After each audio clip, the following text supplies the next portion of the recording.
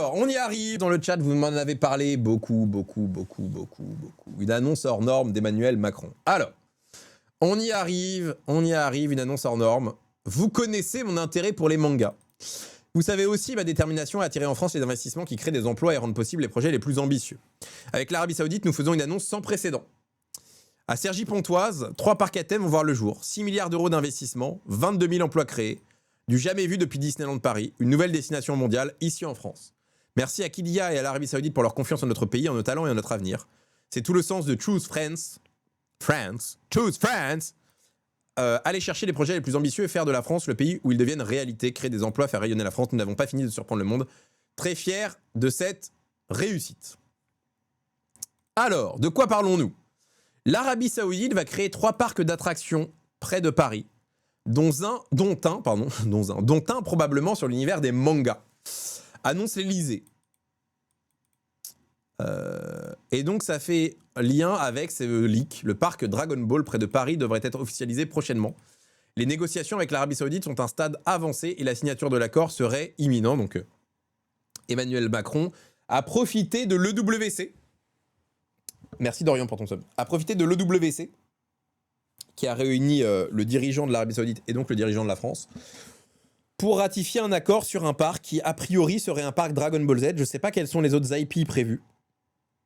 Mais en tout cas, voilà. En tout cas, des parcs vont être créés en France. Ce qui, moi, me surprend, c'est que, et j'ai lu un tweet là-dessus, c'est qu'a priori, c'est assez proche du parc Astérix. On va aller voir, je sais pas où ils peuvent être. Attendez, on va aller voir. Cergy-Pontoise, Google Maps. On va voir où ils peuvent être à peu près. Et pour le coup, ça va être le parc le plus proche de Paris, non ? En termes de proximité géographique. Hop, barrez-vous. Donc, Cergy-Pontoise. Donc, il va être par là, non ? Jouy-le-Moutier. On sait où il va être ou pas ? Par là ? Ou par là ? Il devrait être par là. Regarde Mirapolis direct.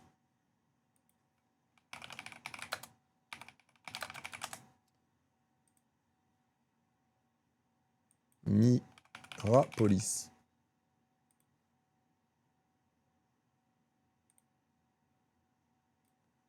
Ok. Hop, regardez, Mirapolis. Alors, il va être là.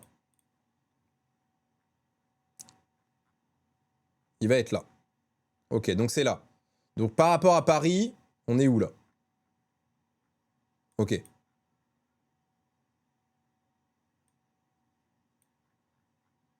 Donc c'est ici.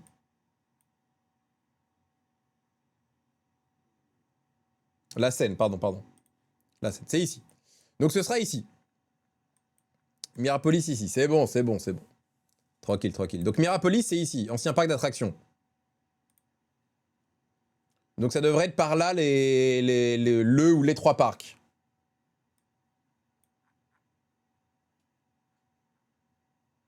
Donc non, c'est quand même loin de Paris. Enfin, loin. Ça a relativisé. Mais il n'y a pas... j'ai lu que Astérix n'était pas très loin. Et que ça allait faire de la concurrence au parc Astérix. C'est archi proche des habitations. Probablement, ouais. Mais je pense que ça va être beaucoup plus grand. Ça va être tout ça, là. Parce que là, ils vont pas pouvoir créer 3 parcs là-dedans. Sachant que ce qui est surprenant, c'est que...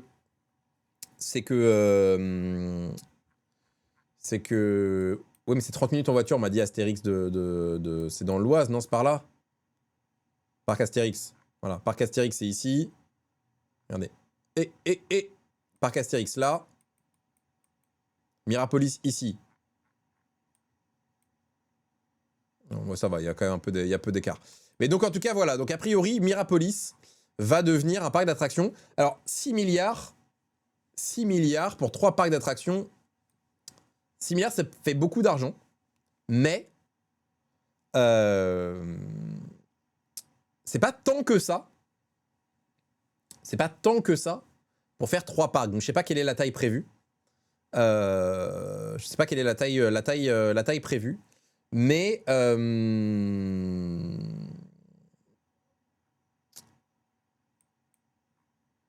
on va voir. Disney, c'est neuf depuis le début.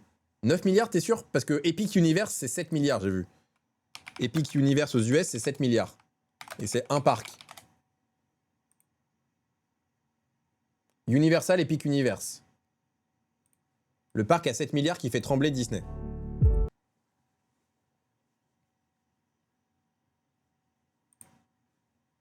de dollars.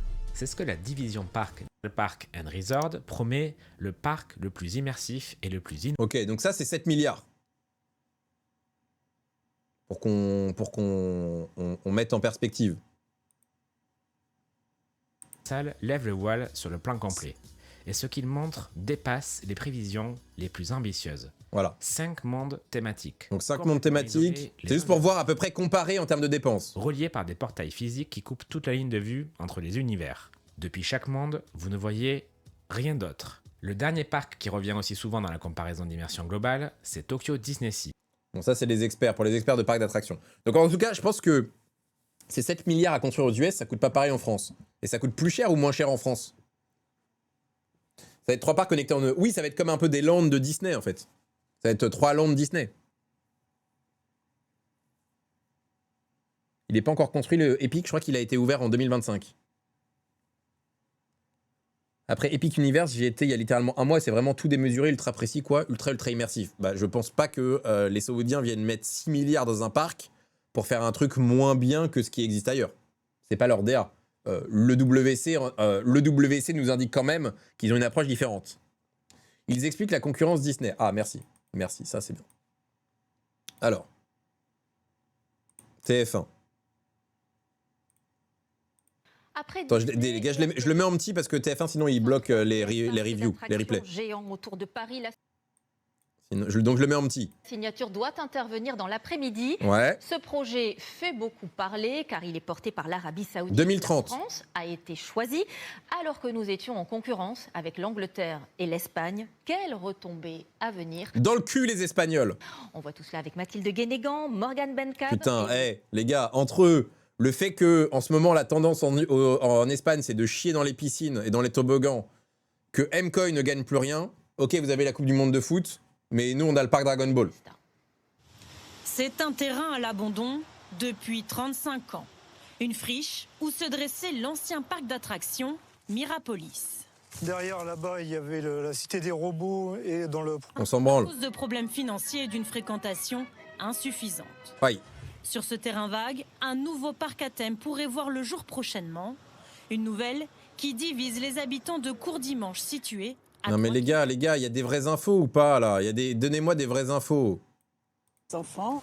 Le projet est porté par un fonds d'investissement saoudien avec l'idée d'en faire un parc comme celui-ci, dédié aux héros de manga japonais Dragon Ball. Ok. Mais avant que le chantier commence, il y a encore de nombreux obstacles.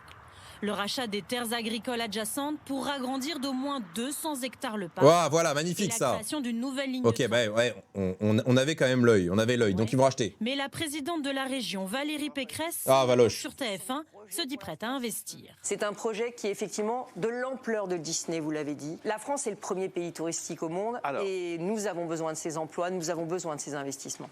Alors moi, depuis que Valérie Pécresse a osé faire une interview dans laquelle elle disait que globalement, on devait fermer notre gueule sur le prix du pass Navigo, parce que globalement, elle nous le faisait avec 50% de réduction par rapport à ce que ça coûte. Depuis ce jour-là, oui, je me suis dit, mais attends. Là, elle est en train de m'expliquer que c'est nos impôts qui payons un truc, mais qu'on devrait fermer notre gueule sur le prix parce qu'on ne paye que 50% en plus de nos... Non, pour moi, voilà, là, ils ont... S'il vous plaît, un peu de dignité. Disney et ses 16 millions de visiteurs par an et le parc Astérix, 2,9 millions. Ok, donc voilà, donc la distance, l'écart, c'est ça. Disneyland ici, parc Astérix là, et le parc. Bah bientôt, on va en faire un 4e ici. Il va falloir en faire un 4e ici pour avoir le quatuor. Est-ce qu'il y a encore de la place pour un 3e parc Dragon Ball? Tu payes l'abonnement, toi? Quel public ça Je réponds pas à ces questions. Là, vous faites appel quand même à une licence ultra populaire qui continue à exister à travers des mangas, à travers des films, à travers des jeux vidéo. Attends, il est directeur de la publication Parc et Loisirs Magazine. Mais comment ça? Comment tu peux faire un magazine sur les parcs? C'est une folie, non? Plus simplement, les locaux. C'est pas un seul parc qu'ils veulent faire, mais 3. Oui, mais je pense que c'est 3... un peu comme Disney à 2 parcs, en fait, non? Mais ça va être plus petit. Projet pourrait être signé. Regardez, c'est à l'EWC ça, non? Mohamed Ben Salman, le prince héritier saoudien, est actuellement en visite officielle en France. Pourquoi? Et ce projet. Parle d'e-sport, putain, il y avait une opportunité de parler d'e-sport, ils en parlent pas. Donc voilà, en tout cas, il y a ce sujet. Alors évidemment, est-ce que c'est du soft power? Oui. Par contre, est-ce que Disney c'est du soft power américain? Oui. Juste comme ça, on est. Est-ce que Astérix c'est du soft power franchouillard? Aussi. Le Puy du Fou? Aussi. Voilà, tout ça c'est du soft power, faut quand même le savoir. Le soft power d'Astérix est quand même plus faible que celui des autres que je viens de vous citer. Évidemment. Évidemment.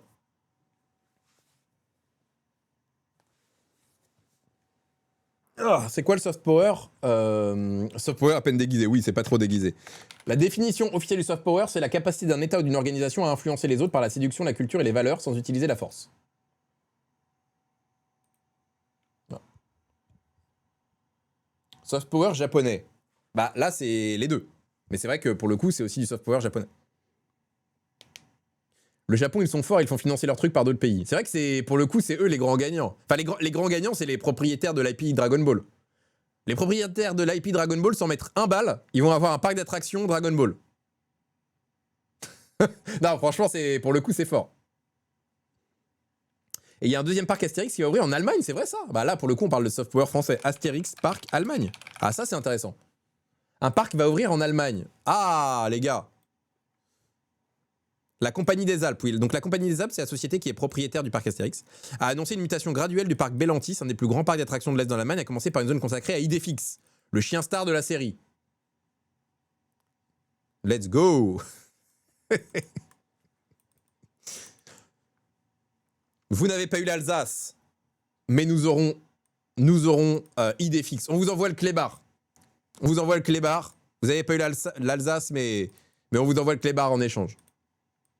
Dans l'Est de l'Allemagne, ok. Horizon 2030-2031. La première zone consacrée à Idéfix sera inaugurée dès le printemps 2026. Ça a été annoncé quand, ça? Ah bon, bah c'est bientôt alors. Ok. L'Allemagne est le deuxième marché en album Astérix derrière la France. 1,4 million, les gars. Astérix en Lusitanie, le précédent, donc paru en 2023, 1,4 million d'exemplaires et 2 millions en France. Pour le coup, c'est un marché énorme. Ok. Idéfix est une star en Allemagne. Bah oui, j'ai l'impression. Dans la version allemande, Astérix, Obélix et Idéfix gardent leur nom. Mais Abra Raccourci s'appelle Majestix. Son épouse bonne mine, Gutemine.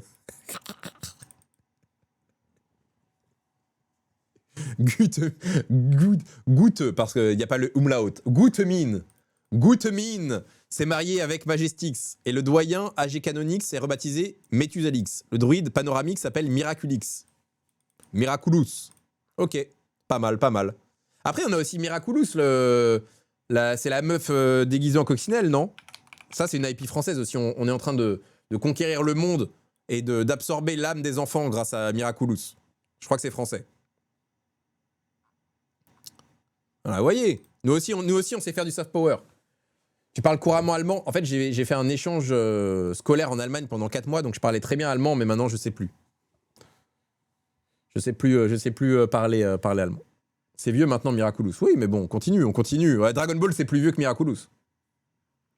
On dirait peut-être pas, mais Astérix est une des franchises les plus populaires au monde. Si. On dit, on le sait, on rigole, mais on le sait. Attention. On est fiers. On est fiers de notre Gaulois.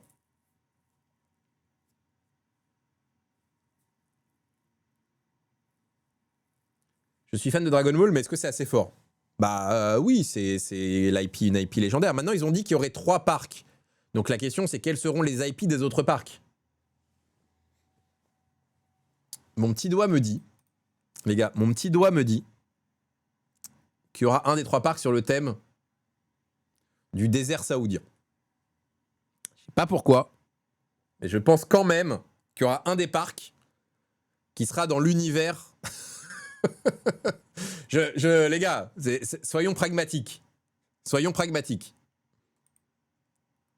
La mer de sable. C'est vrai que la mer de sable. Naruto, je sais pas quels ont. En fait, ils ont quoi comme IP? Parce que il y a un parc Kidia là. Kidia City. Parce que ils ont déjà un parc là-bas. Donc en fait, c'est simple. C'est un peu comme pour savoir quelles sont les innovations du parc de Disneyland en France, il faut regarder quels sont les parcs déjà développés là-bas. Donc attendez, on va aller voir. En vrai, il faut juste se renseigner. Six Flags Kilia City, le premier parc de mastodonte américain. Ok, Six Flags. Propose 28 attractions, dont Falcon's Flight, la montagne russe la plus longue et plus haute du monde. Mais c'est quoi Six Flags? Ça, c'est une marque de montagne russe? Six Flags, allez. Six Flags, ok. Six Flags, c'est une société qui gère 23 parcs. Ok, Six Flags est une chaîne de parcs d'attractions, d'accord. Donc ils ont racheté la licence. Afin de lutter contre son concurrent, la chaîne a obtenu, en 1984, la licence Looney Tunes.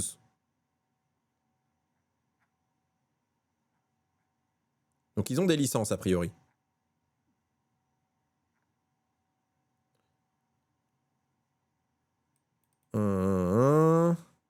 Ils ont quoi comme licence? Parce qu'en fait, c'est simple, hein, c'est ça qu'on doit analyser. C'est ça qu'on doit analyser. Fusion de Cedar Fair et Six Flags. Ok.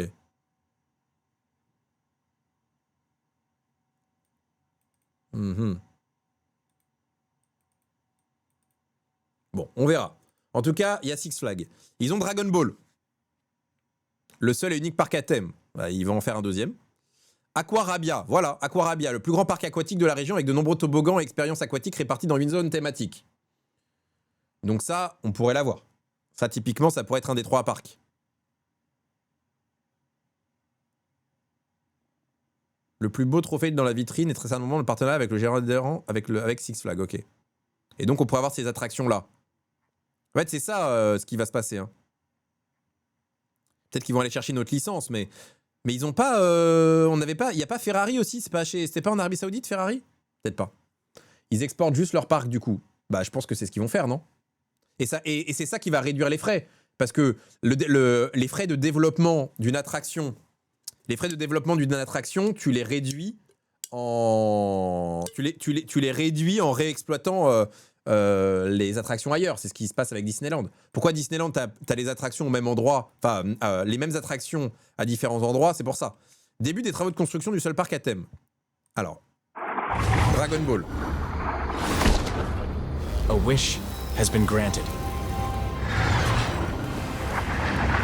Calling adventurers from across the globe. Around the world are converging on Saudi Arabia after the discovery of Dragon Balls with wish-granting powers. To experience an unprecedented, immersive entertainment destination.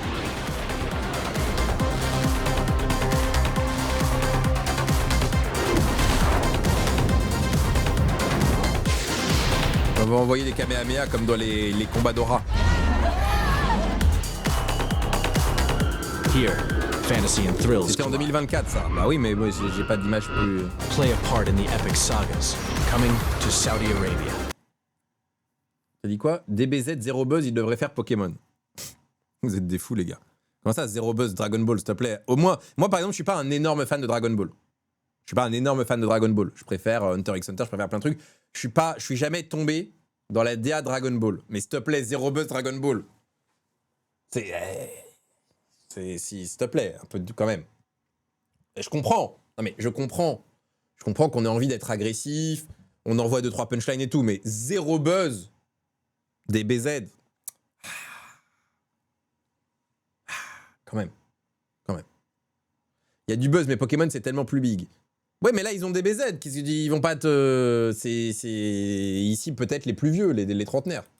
Bon, en tout cas, voilà. Je sais pas si vous avez d'autres questions par rapport à ça. Je sais pas si vous avez des points particuliers. Est-ce que c'est du soft power? Ça fait partie des critiques. Bah, évidemment que c'est du soft power. Est-ce que Macron aime vraiment les mangas? J'en sais rien. Je n'en sais rien. Je sais pas. En tout cas, il a peut-être qu'il a demandé à ce que le dragon blanc aux yeux bleus soit présent. Peut-être qu'il y aura un parc Yu-Gi-Oh en échange. Quel impact sur le projet de TEV? Bah rien. Le projet de TEV, c'est sur la culture japonaise, mais c'est sûr que c'est un concurrent. Après, la culture japonaise, c'est plus grand que DBZ. Et dans tous les cas, la culture de TEV, c'est de faire un musée. Le projet de TEV, c'est de faire un musée, pas de faire un parc d'attractions avec des attractions du même. Pas de faire un parc avec des attractions. Naruto, Pokémon, One Piece, Harry Potter éteignent DBZ pour un parc. Mais c'est parce que vous aimez pas DBZ, les gars. Les gens qui aiment DBZ, ils... Voilà. Conseil business pour ouvrir des snacks à Cergy. Les gars, d'ici 2030, il est temps d'ouvrir une casse-dallerie à Cergy, je vous dis ça.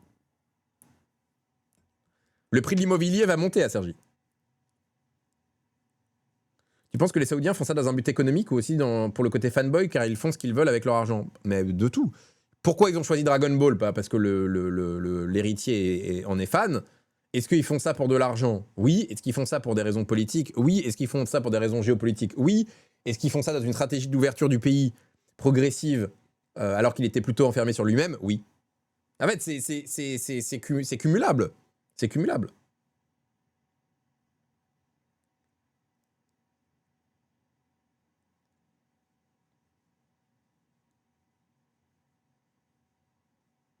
Tu payes des impôts sur la vente d'un bien IMO. Tu payes des impôts sur la vente d'un bien IMO si ce n'est pas ta résidence principale.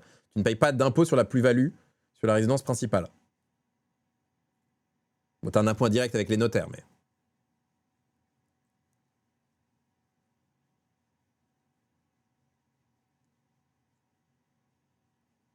C'est un moyen légal de dépenser de l'argent dont ils ne savent pas quoi faire. Je pense pas que ça se... Je pense pas que ce soit ça la question. Je pense pas qu'ils ne savent pas quoi faire de leur argent.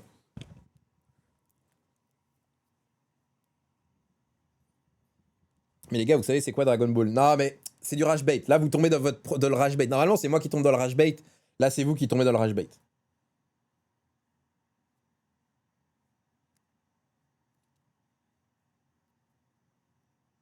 Vous avez déjà parlé de G2? Non, pas encore.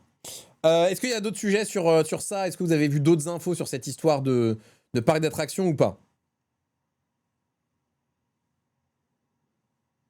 Il y a The Line, t'inquiète, l'argent, ils en ont pas non plus à gogo vu le gouffre financier du truc. Ouais, The Line, ils ont réduit la voilure. On a besoin des autres pays pour construire en France.